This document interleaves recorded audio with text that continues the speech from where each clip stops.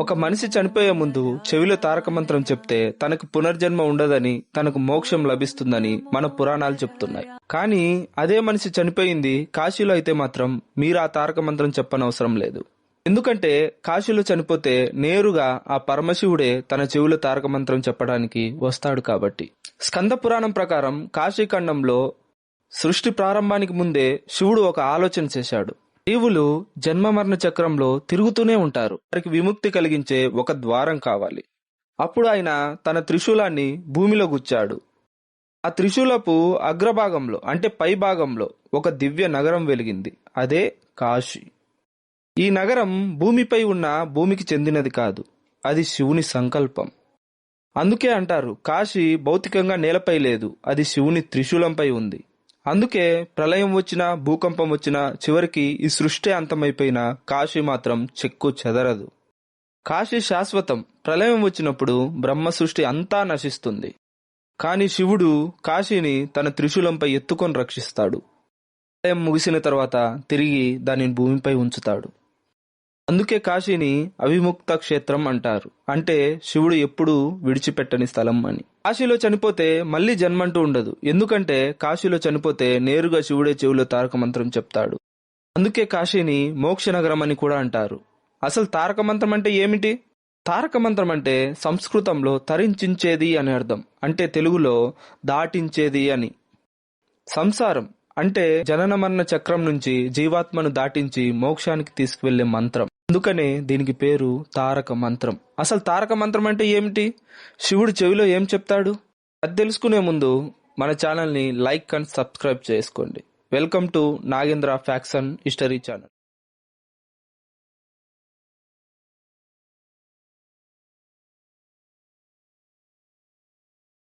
గురించి పురాణాల్లో 3 పదాలు చెప్తున్నారు. స్పష్టంగా ఒక పదమనే లేదు. ఒకటిది ఓం నమ శివాయ, పంచాక్షరి మంత్రం. చాలా మంది శైవులు దీన్నే తారక మంత్రంగా భావిస్తున్నారు. రెండవది రామ మంత్రం. కొన్ని సాంప్రదాయాల్లో రామ అనే నామమే తారక మంత్రం అని చెప్తారు. శివుడు పార్వతీదేవికి చెప్పినట్టు రామనామమే మోక్షానికి దారి తీస్తుంది. ఇకపోతే మూడవది ఓం ప్రణవ మంత్రం. కొన్ని తంత్ర గ్రంథాల ప్రకారం శివుడు ప్రణవ అంటే ఓం అని చెప్పాడు. ప్రణవం బ్రహ్మ మహత్యానికి సంకేతం. ఈ మంత్రం మణికర్ణికన్ ఘాట్ వద్ద చెవిలో పడుతుందని నమ్మకం. శివుడు ఈ తారక మంత్రం చెప్పాక ఆత్మని తీసుకెళ్లడానికి యమభటులు రారు. ఆత్మని శివగణాలు తీసుకెళ్లి విముక్తి కలిగిస్తారు. అందుకే వృద్ధులు వారి చివరి క్షణాల్లో కాశీలో గడపాలని కోరుకుంటారు. కాశీలో విశిష్టమైనది మణికర్ణికన్ ఘాట్. మణి అంటే రత్నం, కర్ణ అంటే చెవి, మణి కర్ణిక అంటే చెవికి చెందిన మణి అని అర్థం. మణికర్ణికన్ ఘాట్ ఏర్పడడానికి 2 ప్రధాన కారణాలున్నాయి. ఒకసారి విష్ణువు శివుని కోసం కాశీలో కొన్ని వేల సంవత్సరాలు తపస్సు చేశాడు. విష్ణువు తపస్సు వల్ల గంగా తీరంలో ఒక కుండ ఏర్పడింది. విష్ణువు చెవిలో ఉన్న మణి ఆ కుండలో పడిపోతుంది. అందుకే ఆ స్థలం పేరు మణి ప్లస్ కర్ణ, మణికర్ణికగా వచ్చింది. శివుడు విష్ణువు తపస్సు చూసి సంతోషించి కాశీని మరింత పవిత్రంగా ప్రకటించాడు. రెండవది, ఒకసారి శివుడు పార్వతీదేవి కాశీ గంగా నది ఒడ్డున సంచరిస్తున్నారు. ఆ సమయంలో పార్వతీదేవి చెవిపోగు అంటే మణి గంగా తీరంలో పడిపోయింది. శివుడు దాన్ని ఎంత వెతికినా దొరకలేదు. అందుకే ఆ స్థలం మణికర్ణికగా ప్రసిద్ధి చెందింది. మీకు మొదట్లో చెప్పినట్టు మణికర్ణికన్ ఘాట్లో ఆత్మలకు మోక్షం లభిస్తుంది. అందుకే ఇక్కడ దశాబ్దాలుగా దహనాలు జరుగుతున్నాయి. ఇక్కడ అగ్ని ఎప్పటికీ ఆరదు. మణికర్ణికన్ ఘాట్లో శివుడే అగ్ని వెలిగించాడు. అది వేల సంవత్సరాలుగా కొనసాగుతుంది. ఇక్కడ దహనం ఆగదు. ఎప్పుడూ చితులు వెలుగుతూనే ఉంటాయి. రోజు మనకు అమావాస్య పౌర్ణమి రావడానికి కూడా కాశీ శివుడే కారణమని మీకు తెలుసా? చంద్రునికి దక్షిణ కుమార్తెలు అంటే మనం ఈరోజు చెప్పుకుంటున్న అశ్విని నుండి రేవతి వరకు 27 నక్షత్రాలు. ఈ 27 నక్షత్రాలని దక్షుడు అందరినీ సమానంగా చూసుకోవాలని చెప్పి చంద్రునికి ఇచ్చి పెళ్లి చేస్తాడు. కానీ చంద్రునికి తను అందమైన వాడినని, ఎక్కువ ప్రకాశిస్తానని అహంకారం ఉండేది. అయితే చంద్రుడు తన 27 మంది భార్యలలో రోహిణిని మాత్రమే ఎక్కువగా ప్రేమించేవాడు. మిగిలిన నక్షత్ర భార్యలని పట్టించుకోడు. మిగిలిన 26 మంది నక్షత్ర భార్యలు వాళ్ళ తండ్రి అయినటువంటి దక్ష ప్రజాపతి దగ్గరికి వెళ్లి జరిగిన విషయం చెప్తారు. దాంతో దక్షుడు కోపంతో నీ ప్రకాశం తగ్గిపోవాలి, నువ్వు క్షీణించిపోవాలి అని చంద్రుడిని శపిస్తాడు. శాపం ప్రభావం వెంటనే మొదలైంది. చంద్రుడు రోజురోజుకు తన కాంతిని కోల్పోతున్నాడు. దేవలోకంలో ఆందోళన మొదలైంది. చంద్రుడు భయపడ్డాడు. బ్రహ్మ దగ్గరికి వెళ్తాడు. బ్రహ్మ శివుడే నీకు విమోచనం ఇవ్వగలడు అని చెప్తాడు. అప్పుడు చంద్రుడు కాశీకి వచ్చి గంగా తీరంలో లింగం ముందు శివునికి తపస్సు ప్రారంభించాడు. అలా కొన్ని వేల సంవత్సరాలు తన అహంకారాన్ని వదిలి ఓం నమ శివాయ అనే పంచాక్షరి మంత్రాన్ని జపిస్తాడు. చంద్రుని భక్తి చూసి శివుడు ప్రత్యక్షమయ్యి దక్షుని శాపం పూర్తిగా తొలగించలేను కానీ దాన్ని మార్చగలను అని చెప్తాడు. అందుకే చంద్రుడు 15 రోజులు క్షీణిస్తాడు, 15 రోజులు వృద్ధి చెందుతాడు. దక్షుని శాపం కారణంగానే చంద్రుడు అమావాస్య నుండి పౌర్ణమి వరకు వృద్ధి చెందుతాడు. పౌర్ణమి నుండి అమావాస్య వరకు తన కాంతిని కోల్పోతాడు. లేదంటే చంద్రుడు ఫస్ట్ గుండ్రంగానే ఉండేవాడు. అయితే చంద్రునికి కాశీకి సంబంధం ఏంటని మీరు అడగవచ్చు. చంద్రుడు కాశీలోనే శివుని కోసం తపస్సు చేశాడు.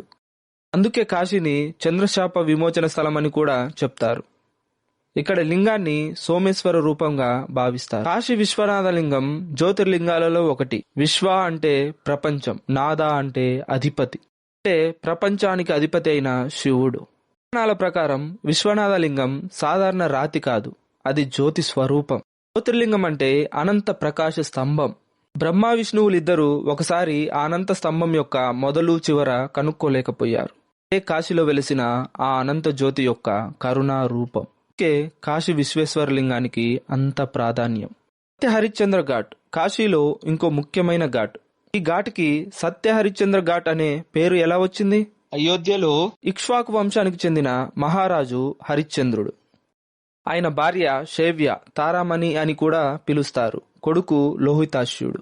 హరిశ్చంద్రుని ప్రత్యేకత ఏమిటంటే అబద్ధం చెప్పడు, ధర్మాన్ని విడిచిపెట్టడు, ఇచ్చిన మాట వెనక్కి తీసుకోడు. అందుకే ఆయనకి పేరు సత్య హరిశ్చంద్రుడు. అయితే ఒకసారి విశ్వామిత్ర మహర్షి హరిశ్చంద్రుని సత్యాన్ని పరీక్షించడానికి ఆయన దగ్గరికి వస్తాడు. రాజు మహర్షిని గౌరవంగా ఆహ్వానిస్తాడు. పరీక్షించడానికి వచ్చిన విశ్వామిత్రుడు, రాజా, నీవు సత్యవంతునివైతే నన్ను సంతృప్తపరచు అని చెప్తాడు. వెంటనే ఇలా అంటాడు, మీరు కోరింది ఏదైనా సరే నేను ఇస్తాను. విశ్వామిత్రుడు నీ రాజ్యాన్ని దానం చెయ్యి అంటాడు. రాజు ఒక్క క్షణం కూడా ఆలోచించకుండా తన రాజ్యాన్ని మొత్తం విశ్వామిత్రునికి దానం చేస్తాడు. రాజ్యం ఇచ్చిన తర్వాత కూడా విశ్వామిత్రుడు, దానమైతే ఇచ్చావు కానీ ఇంకా గురుదక్షిణ ఇవ్వలేదు. రాజు ఆశ్చర్యపోతాడు. తన దగ్గర ఇవ్వటానికి ఇంకా ఏమీ లేవు. అయినా కూడా హరిశ్చంద్రుడు, నాకు కొంచెం గడువు ఇవ్వండి, నేను ఇస్తాను అని చెప్తాడు. విశ్వామిత్రుడు సరే అని చెప్తాడు. హరిశ్చంద్రుడు బాధతో కళ్ళల్లో నీళ్లతో తన భార్య కొడుకుని తీసుకుని రాజ్యం వదిలిపెట్టి వెళ్తాడు. డబ్బు సమకూర్చుకోవడం కోసం రాజు తన భార్య కొడుకుని ఒక బ్రాహ్మణునికి అమ్మేస్తాడు. హరిశ్చంద్రుడు ఒంటరిగా మిగిలిపోయాడు. ఇంకా డబ్బు కావాలి. అప్పుడు తనను తాను అమ్ముకున్నాడు. ఎవరికి? ఒక శ్మశాన అధికారికి. ఆయన పని శ్మశానంలో దహనాలకి ఫీజు వసూలు చేయడం. ఇక్కడి నుండి కథ కాశీకి లింక్ అవుతుంది. ఇప్పటి వరకు ఈ స్టోరీ ఎందుకు చెప్పానంటే ఓన్లీ ఇక్కడి నుంచే చెప్తే స్టోరీ అర్థం కాదు, అందుకే మొదటి నుంచి చెప్తున్నా. ఇక స్టోరీలోకి వెళ్తే హరిశ్చంద్రుడు కాశీ శ్మశానంలో పని స్టార్ట్ చేస్తాడు. ఇక్కడ శ్మశానాధికారి పెట్టిన రూల్ ఏంటంటే ఫీజు లేకుండా దహనం చేయకూడదు. చూడండి, రాజు అయినటువంటి హరిశ్చంద్రుడు ఇప్పుడు శవాల దగ్గర పనిచేస్తున్నాడు.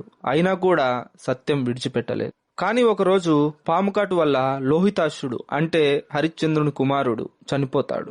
శైవ్య తన కుమారుడితో శ్మశానికి వస్తుంది. కానీ ఆమె దగ్గర డబ్బు లేదు. అక్కడ ఆమె తన భర్తను గుర్తించి కన్నీళ్లు పెట్టుకుంటుంది. మన కుమారుడు, దహనం చెయ్యని చెప్తుంది. హరిశ్చంద్రుడు కన్నీళ్ళు ఆపుకున్నాడు. నియమం ప్రకారం ఫీజు చెల్లించాలని చెప్తాడు. భార్య దగ్గర ఇవ్వటానికి ఏమీ లేవు. అప్పుడు ఆమె తన మాంగళ్యాన్ని ఇస్తుంది. కానీ అది కూడా సరిపోలేదు. రాజు తన సత్యాన్ని విడిచిపెట్టలేదు. క్షణం ఆకాశం కంపించింది. శివుడు, విశ్వామిత్రుడు ప్రత్యక్షమయ్యారు. విశ్వామిత్రుడు హరిశ్చంద్రునితో ఇది కేవలం పరీక్ష మాత్రమే, స్వయంగా శివుడే దీన్ని నిర్వహించమని చెప్పాడు. హరిశ్చంద్రుని కొడుకుని ప్రాణాలతో లేపుతారు, భార్యని విముక్తురాల్ని చేస్తారు, రాజ్యాన్ని తిరిగిస్తారు. విశ్వామిత్రుడు ప్రకటిస్తాడు, లోకంలో సత్యానికి ప్రతీక నువ్వే. అయితే ఈ స్టోరీ అంతా శివ సంకల్పం ప్రకారం కాశీఘాట్లోని శ్మశానంలో జరిగింది కాబట్టి ఘాట్కి సత్య హరిశ్చంద్ర ఘాట్ అనే పేరు వచ్చింది. నెక్స్ట్ పార్ట్లో కాలభైరవుడు ఎలా ఉద్భవించాడు, బ్రహ్మ యొక్క 5వ తలని ఎందుకు నరికాడు, శివుడు పార్వతీదేవి దగ్గర ఎందుకు భిక్షాటన చేశాడు? వారణాసికి గ్రామదేవత అయిన వారాహి అమ్మవారి ఆలయం ఎందుకు రోజు కేవలం 3.5 గంటలు మాత్రమే ఎందుకు తెరిచి ఉంచుతారు? కాశీ గురించి ఇలాంటి మరిన్ని ముఖ్యమైన విషయాలు తెలుసుకోవడానికి పార్ట్ 2 అని కామెంట్ చేయండి. ఈ వీడియో మీకు నచ్చితే లైక్ చేసి మన ఛానల్ ని సబ్స్క్రైబ్ చేసుకోండి. ఇలాంటి మరిన్ని వీడియోల కోసం కింద కామెంట్ చేయండి.